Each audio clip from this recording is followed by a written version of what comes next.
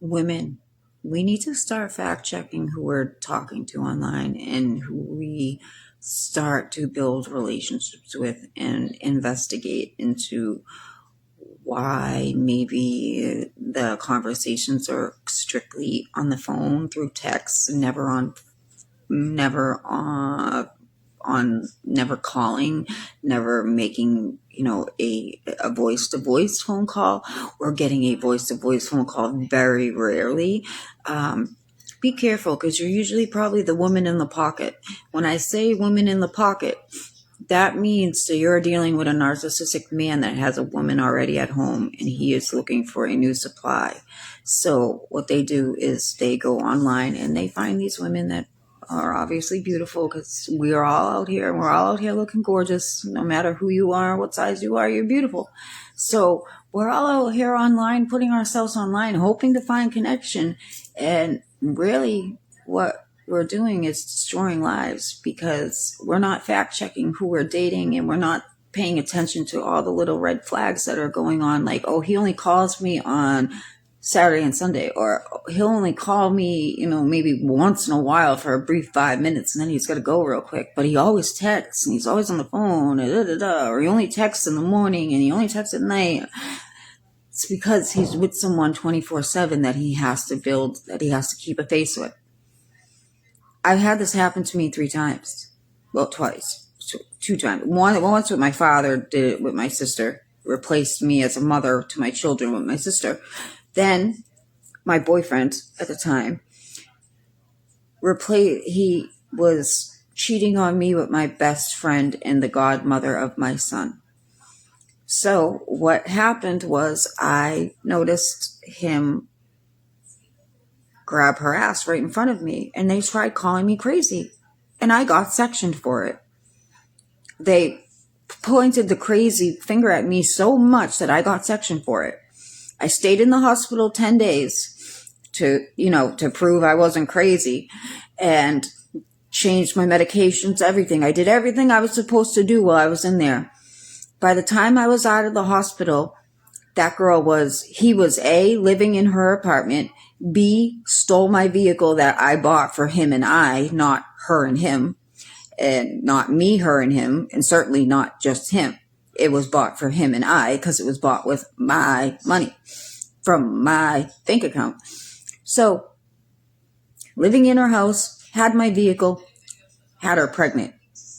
That doesn't happen in 10 days. That happens over time. Building a relationship through the phone that you can't express physically. And then eventually the discard comes, where they throw me away and they put the new person in their place. Then the person who rescued me from that horrible, horrible nightmare, and I got left in a sober house because I had nowhere to go, because he took my vehicle that I was living in and fixing up and was going to sell to make a lot of money. That person did the same exact thing to me. After he beat me up and left me in my father's driveway at 5 o'clock in the morning, because I wouldn't take him to a concert, because I promised my daughter that I would take her to the concert first. And I kept my word to my daughter, because my daughter comes first, as always, should with a mother. And because of that, the woman in the pocket got her spot. I posted on the 13th when it happened. On the 17th, his new girlfriend was in his driveway recording what was going on in my old home. Everything I paid for, basically. It was all asphalt that I paid for with my rent. Like, that's horrible, but it's awful. But that's why I'm just trying to say, fact check who you're talking to. See why they're doing these things to you. See why they're breadcrumbing you, only giving you a little bit just to stay along, just to tag along, so they have you in their pocket. So in case they need you, please don't be one of those women that destroy someone like me's lives.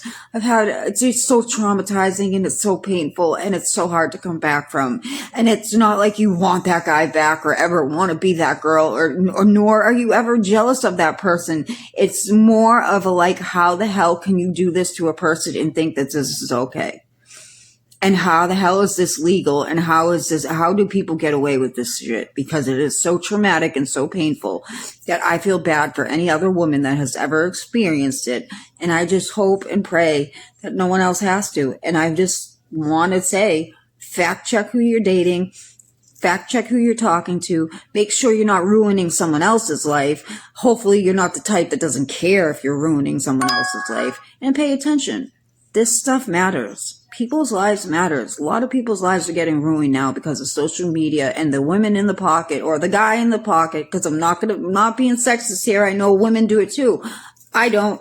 I'm not one of them. Men, hey, if you're a man out there and you don't talk to women on social media and you don't always have a woman in your pocket, hit me up and try and really try and get my attention, because I don't pay attention to a lot of my DMs.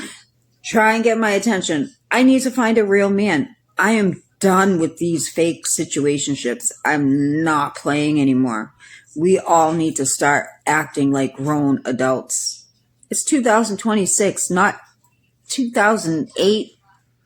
We're adults. Grow up.